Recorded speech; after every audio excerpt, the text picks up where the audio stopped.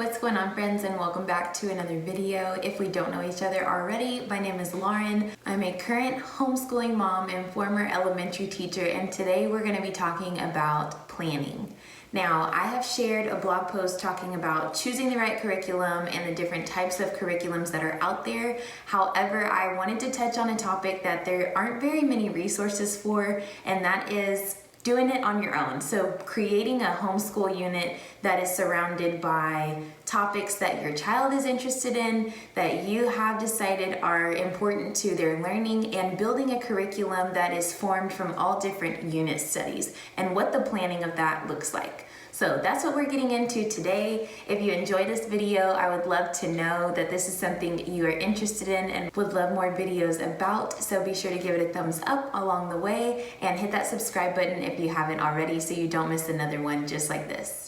If you don't follow a traditional curriculum or program for home learning, it can be a little difficult and often intimidating to know exactly how to plan, to be making sure you're checking all the boxes so that nothing is missed. So I'm going to simplify unit study planning for you today, and by following these few little key points and tricks, you'll be sure to never miss an idea or a topic for your learner.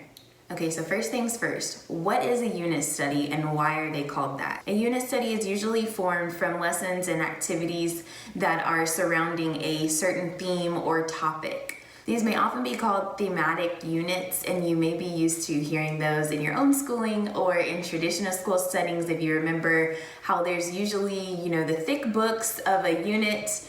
And within that unit, there are 6 different topics, or however that kind of falls. So there will be like 6 big chapters or chunks, and those would create an entire unit. So that's essentially what you're doing, only you're going to be creating it on your own. A unit study usually lasts 1 to 3 weeks, depending on the age, the topic, all of the things that come within that topic that you need to cover, and what your goals are going to be. So let's, for example, talk about learning the ABCs. That is something that is a foundational topic that may need a little bit more detail, and since it's an idea or topic that is taught early on and it's one of those basics, it may take a little bit longer. But if you're doing something like colors, that's usually not going to take as long. So just a comparison for you of how the timing of a unit study can change depending on what your goal is, what age you're working with, and what topic you are learning around. The first thing you're going to do when planning a unit study is to first establish the goals and the desired outcome. So it's like setting your destination in your GPS. You're not going to get in the car, buckle up, start, put it in drive, and then look around for someone to tell you where you're going. You want to know where you're going so you know exactly what turns and streets to look for and all that jazz before you get there. So that is why you're going to establish the outcome or desired outcome, as well as the goals or checkpoints that you're going to hit along the way before you get started. So now that you have what you're after, your goal, then everything else can kind of fall underneath, and you'll want to make sure that those are aligned to your goal.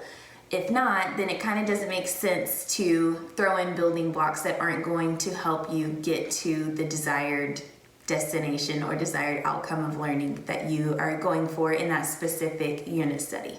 Now, these goals are going to serve as checkpoints along the way. So you can have like your big desired outcome, and then your goals are going to kind of fall underneath that. Now, all of these are going to serve as checkpoints because as the captain of the ship, as the instructor, this is going to help you to know that your learner is on track. So let's say if we wanted to work on short A sounds, and you're doing cat and bat and mat and hat and all that jazz, and your learner is wanting to say mat and mott or mat and met, that is not going to align with your desired outcome, although yes, those are short vowels. So although it's in the same family, that isn't specifically aligned to short A that you are wanting to pay more attention to. So the same thing is going to happen across the board, no matter what age group you're working with. If there are ideas and topics that are aligned to your desired goal, yes, go ahead and stay on them. If not, they should probably wait to be talked about another time so there's no confusion, and that there's also a clear path of you getting to your destination or desired outcome of learning. Now, say you don't really know what topics you're going to be hitting along the way. Let's pause right there, and I want for you to think about backward planning. So imagine a piece of pizza. So your big idea, let's say that is fruits. Your big idea is going to be fruits. And then under that would be all different types of fruits. So maybe you'll have fruits with seeds, yellow fruits, red fruits, fruits that have to be peeled. So all of those would then fall under that big topic of fruit. So whatever topic you're wanting to tackle, or even a theme, that is going to be your big umbrella idea. And then think to yourself, what will your learner need in order to be successful in understanding that topic? So before they can reach the big goal at the end, they're going to have to hit those checkpoints along the way. So this is how you will start to create your plan or your roadmap in order to make it easy to know where you're starting, where you want to end up, and what needs to happen along the way, what stops you'll need to take in learning in order to be successful and to make sure that there are no gaps. If you have not watched my first Plan With Me video, this is going to make so much more sense if you'll go, and I'm going to put the little link for the video right up here. If you will watch that one after this, you'll see exactly what I'm talking about, and it will more than likely make more sense. But I am going to show you one template that is available, and I'll leave the link for this down below. You can find this on my store.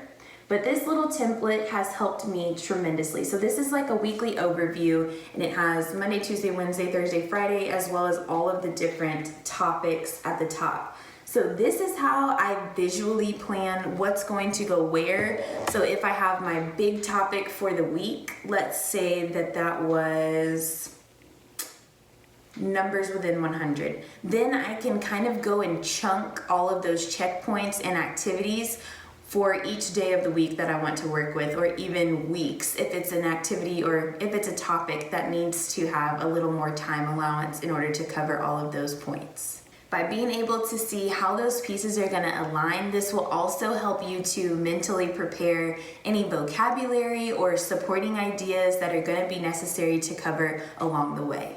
When planning a unit study, the next thing you're going to do is go and find those activities and resources that you're going to need. So whether that be videos, books, or even hopping on Pinterest to find some really cool crafts to do, or any experiments that might align with what you're talking about, now is the time to plug those in. Now that you have your topics and everything aligned, you can do the fun part and kind of adding in the details. And the last part of planning a unit study is, like we talked about earlier, knowing your destination. But you'll need to decide on when you will know your learner has met the goal. So this is where it kind of gets a little tricky, because you want to be sure that, yes, they have met the goal and reached the destination, but you also want to ensure that your learner has a good grasp on those topics, and that they're not just knocking on the door, but they are completely in and they're lounging on the couch for whatever they've learned, because they're comfortable with the learning, they can apply it in various ways,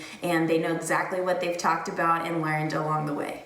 Okay, so I shared with you my lesson overview that I use to plan, but I also want to talk about what this looks like whenever I set up the week for my son, for my learner. So I have showed these many times, but this is just a Monday through Sunday, and then there's like a little to do.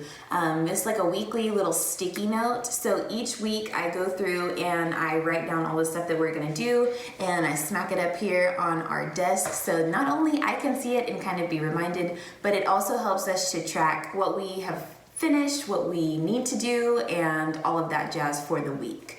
So I will give you an example of what we're up against this week and what our unit study is going to look like. So this may help you connect the dots a little bit more. So as we are talking about this, I also want to show you one other thing, and this helped me tremendously in the classroom for creating goals and objectives. And this is Bloom's Taxonomy. So this helps us to think about like the difficulty and order of thinking, like in layers basically in your brain. So I have this little printout and I'll link it down below, and in these boxes are verbs. So these help me to know kind of where we are, the difficulty of what we're talking about, and if we need to dive a little bit deeper to make it a little more difficult so we can really be sure to challenge ourselves and cover all of the little bits and pieces of whatever topic we are working on. Now, when you're first starting out with a topic, for example, the first section of the layers of our brain, of our thinking, is going to be remembering. So, for instance, we're going to be diving into the five senses. So not only do I want my son to remember what the five senses are, and that seems like very easy, right? But we're eventually going to go to the highest order of thinking, which is creating. Just imagine the difference between remembering and creating. And there are 6 layers total, basically, to our Bloom's taxonomy, and that's what this guy is right here. So imagine that you're being asked to remember the states, the 50 states, right? So our objective or our goal would probably sound something like, name all 50 states. Now that seems pretty easy, right? Especially if you're from the United States. I probably should have chosen something else, but just for the sake of the analogy, I'll stick with that. So remember name the 50 states. So that would be something pretty easy. So as the difficulty increases, the verbs are going to sound very different, but it's also going to link to a different level of thinking and difficulty in the actions that will follow.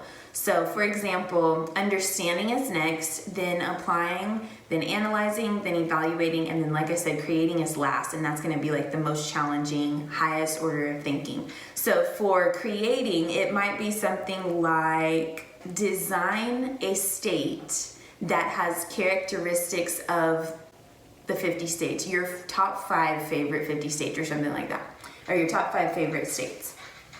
So you'll see how the difficulty definitely ranges from just remembering the 50 states to now creating your own state and coming up with a completely original, unique idea that is linked to the learning. Now, this is the exact same thing that you should be thinking of when you're creating a unit. You don't want to just keep everything super simple, like remember the letters of your name or name the things you see outside. It needs to increase with difficulty so that the levels of thinking are all kind of meshed in there, but it also increases in expectations of what you are asking for your learner to not only learn and comprehend, but then build on top of. So by the end of your unit, you're going to have a very strong understanding. Your learner is going to be able to show you that yes, they get it, not only that big objective, but also the little checkpoints and building blocks that it takes to create the big picture. As you are creating your lessons in your unit studies, I wish you all of the luck in the world. If you have any questions or if you're hung up on something, please don't hesitate to reach out to me. This is my jam, and so I would love to help you if you are struggling or if you're just kind of having some hiccups. Don't hesitate to reach out. So thank you so much for being here, and I will see you next time.